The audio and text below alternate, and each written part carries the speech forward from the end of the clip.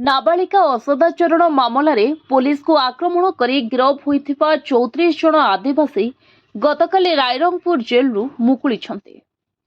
मयूरभंज आदिवासी एकता मंचर बामनघाटी उपखंड बंद करने पर समस्त गिरफ को जेल मुकुलाइबा नहीं पूर्व लिखित प्रतिश्रुति मिलता।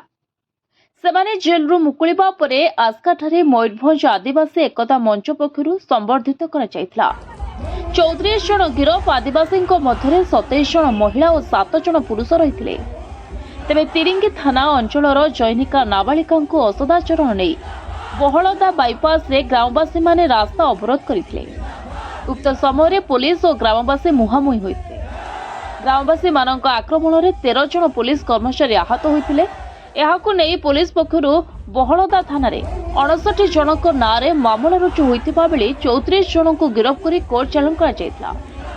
तेज गिरफ को खलास दाबी रे मयूरभंज आदिवासी एकता मंच पक्षरु उपजिलापाल कार्यालय सम्मुख में धारणा दिया जायतिला।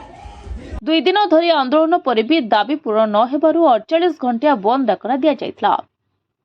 तेज शुक्रवार सकाळ 6टा रविवार सकाळ 6टा पर्यंत बामनघाटी उपखंड बंद डाकरा दिया जायतिला। मिलित आदिवासी मंच पक्षरु जोरदार बंद पालन करा जायतिला, जहाकु नेई बंदर 12 घंटा मध्य दाबी पूरण नहीं पुलिस प्रशासन राज्य होइथे। बीजेडी समेत विभिन्न आदिवासी संगठन और पुलिस प्रशासन मध्य आलोचना करा जायतिला।